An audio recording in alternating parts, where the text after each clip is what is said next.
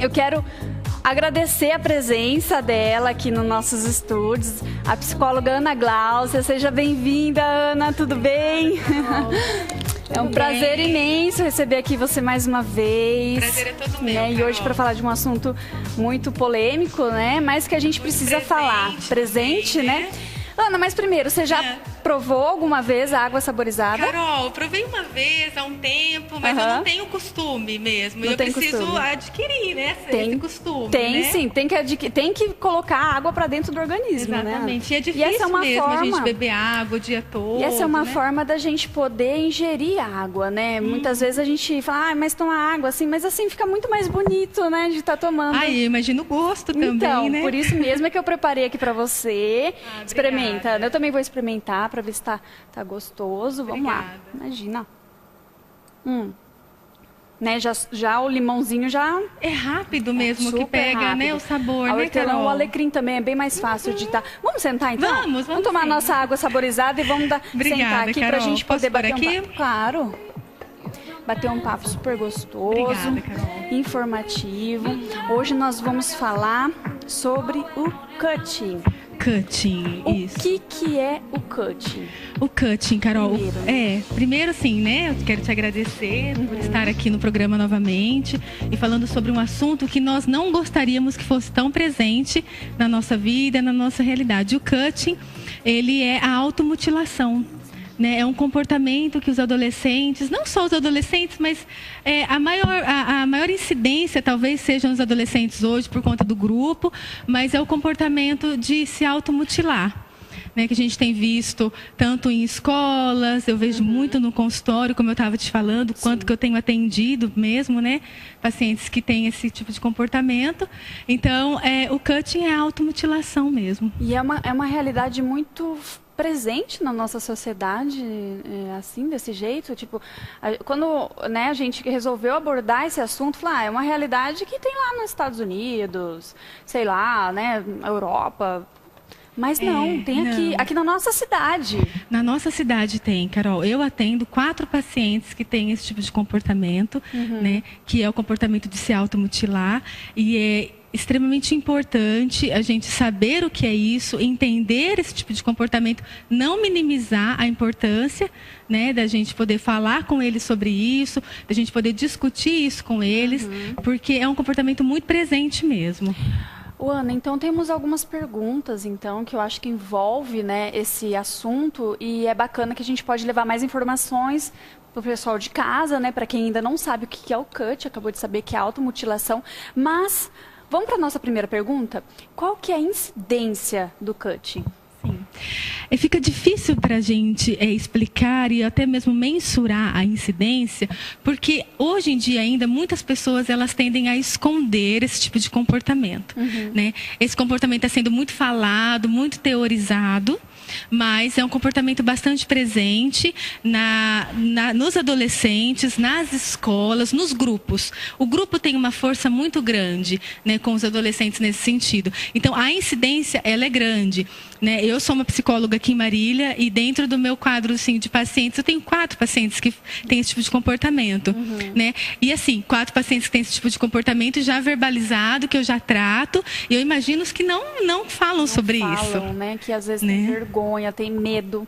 Tem medo do que os pais vão falar, do que os amigos vão falar, para onde vão encaminhar essa pessoa, o que está acontecendo com ele. Então, tem vários medos aí, né? Então, eu acredito que tá muito maquiado ainda esse comportamento, sabe? Né? Eu acho que quando chega uma verbalização, quando chega um tratamento, eu acho que é a pontinha do iceberg. Então, a incidência, ela é muito grande. Eu acredito que ela seja muito grande mesmo.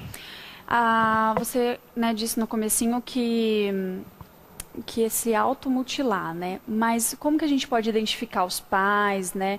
Como pode identificar isso num adolescente ou numa pessoa que está fazendo o cutting? Sim.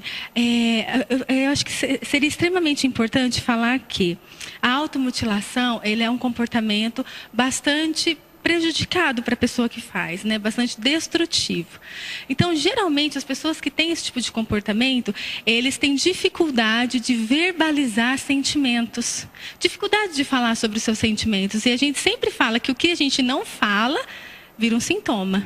né? Verdade. Então, eles têm bastante dificuldade de verbalizar isso. Então, as crianças que ficam mais embotadas, as crianças que ficam mais quietinhas, ou então, ao contrário, as crianças que são extremamente felizes, né? Nossa, tem isso também. Talvez elas queiram maquiar um sofrimento aí. As crianças que ficam assim, às vezes, muito sozinhas, demoram muito no banho. Percebe alguma coisa diferente no comportamento da criança? Ah, tá tudo bem, filho, tá tudo bem. Ah, quer falar alguma coisa sobre... Não, não quero falar nada. Não, quero ficar quieto, quero ficar no meu quarto. Então, já começa a perceber sobre isso. Né? Crianças que ficam muito quietinhas, não falam muito dos seus sentimentos, podem, assim, estar com esses sentimentos guardados, não sabendo lidar com isso, Carol. E aí, elas podem praticar, assim, a automutilação como um alívio daquela dor emocional. E assim... Teve uma pessoa uma vez que a gente pode identificar por estilo de roupa, por exemplo, que ela veste, às vezes já começou a se mutilar, se cortar, e aí começa a usar umas roupas mais compridas. Gente, imagina nesse calor uma criança que usa uma manga comprida, uma gola alta, não coloca um short. Né? Então a gente pode sim perceber que talvez ela esteja querendo esconder alguma coisa. Mas também não assim. É para chegar na criança, tira a roupa aí, vamos ver o que está acontecendo. Não, não você já acaba assustando, não né? acho que não acredito que não tem essa necessidade, né? De chegar já, eu quero fuçar em você para ver se você tem algum corte, né? Eu acho que isso também é um tipo de invasão. Por isso que o diálogo é importante, né? Porque a gente sabe quando a criança ela está tendo um comportamento que foge um pouquinho da realidade da dinâmica ali familiar. É verdade. Né? O diálogo é extremamente importante. Exatamente. Nós falamos então como identificar. Podemos associar ou é totalmente diferente nos casos das pessoas, né, que têm um estilo próprio? Né? No caso, aquela pessoa que, não sei, corta a língua. Sim, ela acaba injetando algumas coisas. Isso? Acho que silicone, né? Silicone, a gente percebe. Chifrinho, Você acha que dá para associar? Eu acho que a gente não pode generalizar, né? Todas as pessoas que talvez cortam a língua ou né, colocam silicone para fazer esses chifrinhos ou algumas outras coisas, a gente não pode generalizar. O que a gente está acontecendo hoje, né, Carol? A sociedade está sem alguns limites, né? E a gente precisa entender o porquê que essa pessoa está fazendo isso. Qual é o objetivo? Por que eu estou querendo cortar minha língua que ela fique em 2? Por que eu estou querendo colocar um silicone para eu ficar com um chifrinho? Porque talvez o meu objetivo, ele pode sim apontar alguma causa de algum transtorno. O objetivo daquela minha atitude. Será que eu quero aparecer? Será que eu quero ficar diferente? Por que eu quero isso? Qual que é a minha carência nisso tudo?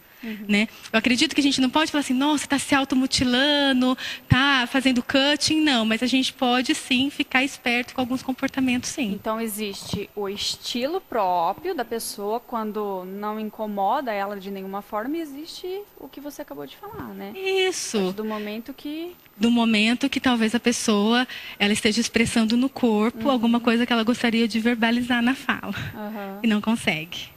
Né? Isso aí já é sério. Aí já é mais sério.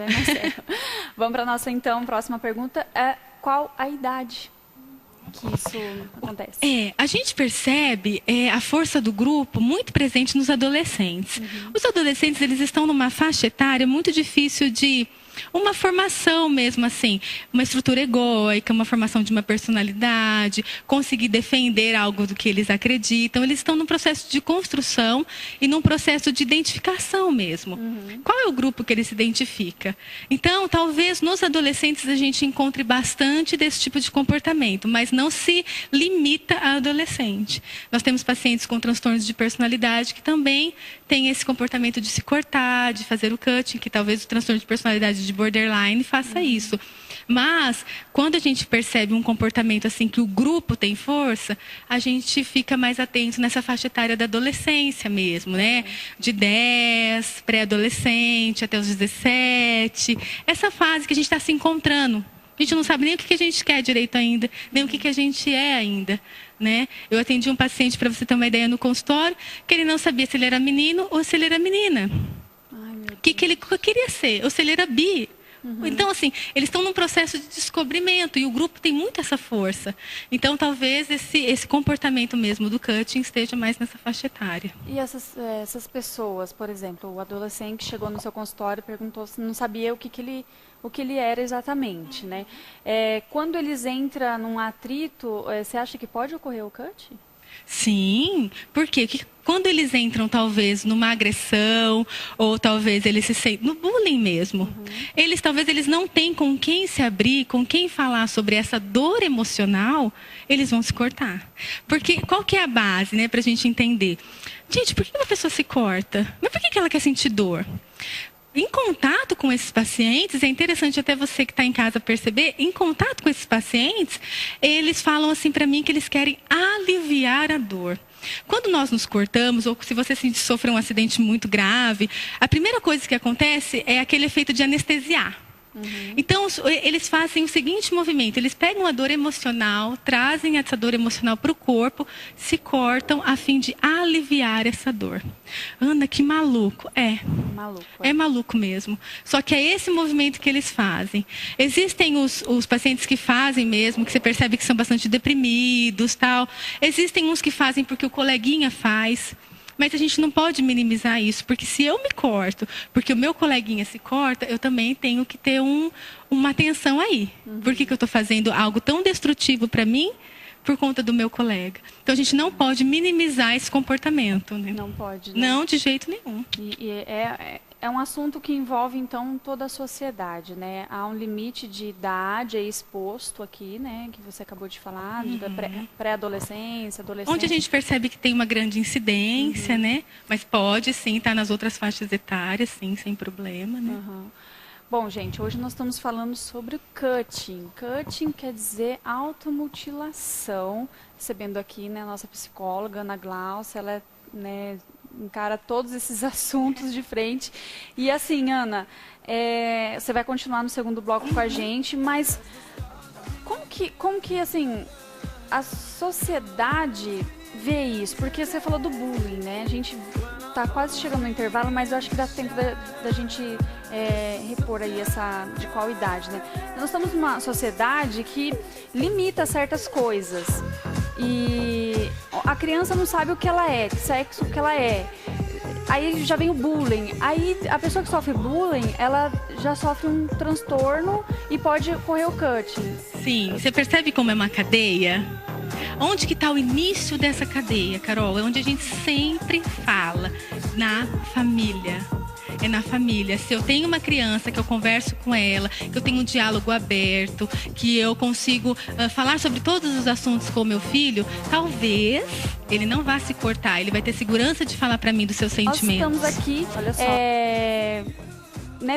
fazendo algumas perguntas para a Ana, ela que é expert no assunto, psicóloga, né, trabalha com esse assunto que está presente na nossa sociedade. Inclusive, ela tem pacientes, né, Ana? Você disse que tem pacientes que passam por esse tipo de tratamento. E é tão difícil, Carol, porque até o paciente ter uma confiança em você e falar que ele pratica, né, que ele faz esse tipo de comportamento, demora um pouquinho, né? Eu já atendi pacientes que se escondiam o braço, aquela coisa que a gente vê na TV das crianças com o braço cortado, é isso mesmo, né? Isso não é coisa de TV.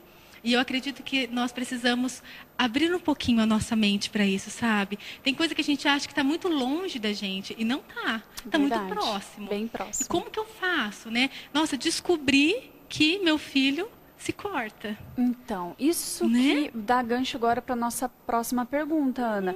Como abordar? Como papai, mamãe, né, o pessoal da família tem que abordar esse adolescente, essa criança, ou até mesmo um jovem adulto? Sim, eu penso que em qualquer abordagem que a gente vai fazer com qualquer pessoa, qualquer tipo de abordagem que seja essa, a gente tem que ter empatia. A gente tem que se colocar no lugar da pessoa. Né? Ana, eu não consigo me imaginar me cortando. Ok, mas vamos respeitar a dor dele, vamos respeitar esse comportamento dele. Então, eu acredito que o diálogo aberto, tentar entender por que você está fazendo isso sem reprimir.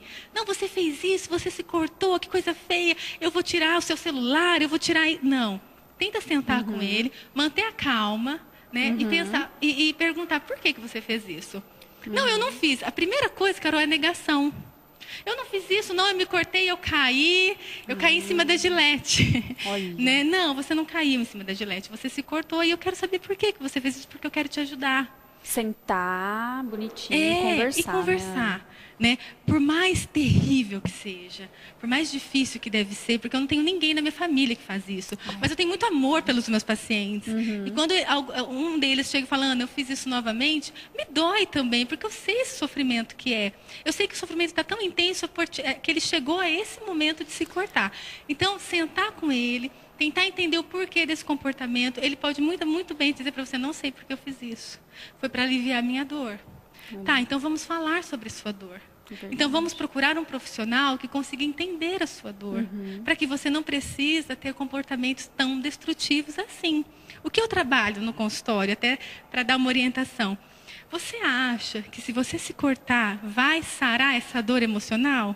Por que essa dor ela volta então? Então se ela sarasse, eu ia me cortar uma vez e sarava.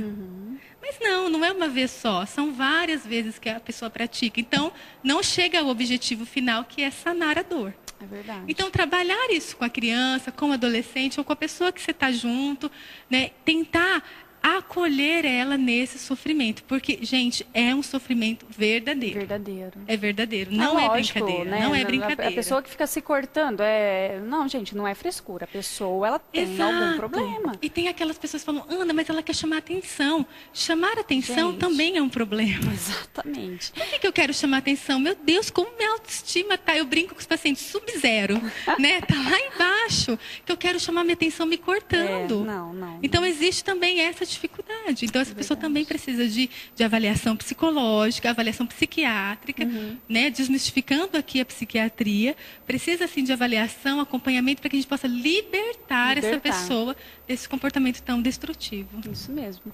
Vamos para a nossa próxima pergunta, então. Quais os tratamentos, Ana? Existem? Existem sim. A gente percebe que todo comportamento que ele nos destrói de alguma forma, todo comportamento que ele sai do que é esperado pela sociedade, ou esperado mesmo por nós, ele tende a ser um transtorno mental, né? E nós precisamos tratar como, né? Um transtorno mental. Então, a gente precisa de uma avaliação psicológica, uma avaliação psiquiátrica. Essa pessoa ela pode estar em depressão, essa pessoa pode estar com uma ansiedade extremamente agudizada ou crônica já. Essa pessoa pode estar com ideações suicidas mais maquiadas. Então, ela precisa, sim, de uma avaliação psicológica e psiquiátrica. Sabendo que a medicação, gente, ela é importante porque ela age no nosso sistema, no nosso cérebro. Né? Às vezes a gente tem aí uma descompensação mesmo dos nossos hormônios. E a gente precisa de medicação. Graças a Deus que a gente tem as medicações. E nós precisamos da terapia para que sentimentos, pensamentos e emoções sejam trabalhados através de habilidades sociais. Então, eu sempre caso, né, com os meus colegas psiquiatras, né, a terapia com a psiquiatria, porque eu acredito que a medicação ela é extremamente necessária e também o acompanhamento psicológico, trabalhando habilidades, frustrações, como eu me porto perante as situações, é extremamente necessário também. Isso mesmo. Nossa. Bom, gente, eu acho que ficou bem claro, né?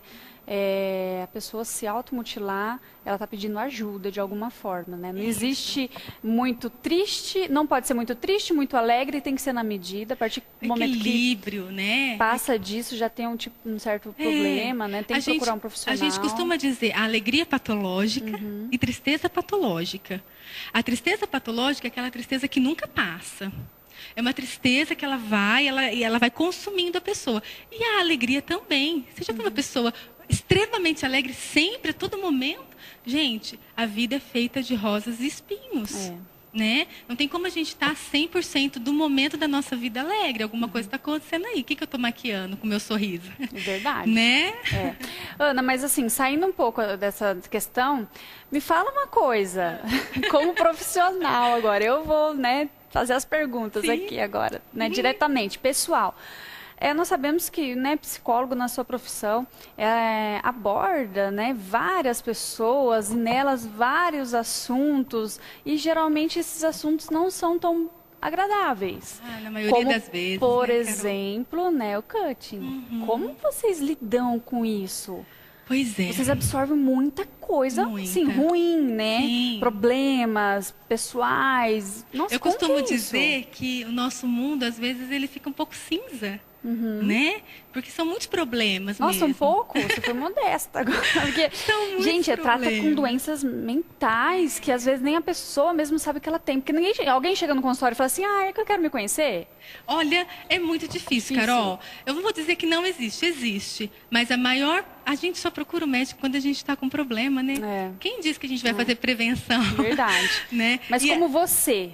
Como eu, Ana, lido com isso. Exatamente. Eu tenho a minha psicóloga, né? Eu faço terapia. Você faz né? terapia. É uma necessidade minha, né? Não vou dizer que eu sou, sou assídua, vou toda semana, tal. Eu tenho os meus intervalos, mas a Ana Cláudia está sempre ali para me ajudar, né? Tenho as minhas identificações, existem casos que eu não consigo dar conta também, e eu tenho a humildade de dizer, olha, eu vou encaminhar o seu caso para um outro profissional. Porque eu me identifico, eu tenho sobrinhos, né? Eu tenho uma mãe. A identificar, não dá certo. Não dá certo, não dá, né? porque a imparcialidade perde, né? A gente começa a ficar um pouco parcial. Então, eu acredito que todo profissional da saúde mental, ou todo profissional mesmo, nós precisamos saber os nossos limites. Nós não somos super-heróis. Né? Eu não sou Mulher Maravilha, que eu não tenho problemas. Na terapia, os meus pacientes podem até dizer, eu faço bastante altos relatos. Olha, comigo aconteceu isso. E eu lidei dessa forma. Por quê? Eu quero mostrar para o paciente que eu sou psicóloga porque eu estudei. Mas eu sou passível de todos os sentimentos também, de todas as frustrações e de todas as neuroses. Né? Então, a gente tem que se cuidar. Porque a gente precisa entender o outro, cuidar do outro, mas a gente tem que estar bem para isso. E acho que uma questão chave, e que eu tenho buscado isso na minha vida, é uma válvula de escape. Fazer alguma coisa que você goste, que fuja bastante da sua profissão, né? Que não seja assim, talvez, só cuidar de pessoas ou de doenças. Não sei, fazer alguma coisa que fuja um pouco, um hobby, para você buscar energia em outras fontes. Isso é extremamente importante para a gente higienizar a nossa mente, né? Higienizar as nossas leituras. Não ler só coisas também psicológicas. Leia coisas, uns romances, assistam outros tipos de filmes. Abrir a mente, Abrir a mente. Porque senão a gente vai ficando só focado nisso, vai consumindo mesmo. Verdade. Né? Ana, então, obrigada pela sua participação. Você, Carol. Que bom, é um prazer estar aqui. Eu fico muito feliz. O prazer é todo nosso, ainda mais tratando de um assunto tão, né, que está presente e tão sério, né? Exato. Muito obrigada mesmo. E se alguém quiser entrar em contato comigo, né, eu tenho a minha rede social, que é psicóloga Ana Gláucia P. Lima. Vocês podem me encontrar no Facebook, no YouTube. E entre em contato comigo e a gente vai conversando. Tem conversa para bastante tempo. E olha, as matérias da Ana são sensacionais. Obrigada, Carol. Acompanho sempre, super indico você. Muito obrigada, Carol. Seja bem-vinda sempre, tá bom? E a gente vai se falando aí para você trazer mais assuntos aqui no Viva Bem. Com muito prazer. Tá bom? Obrigada, Fica à vontade, Carol. amor.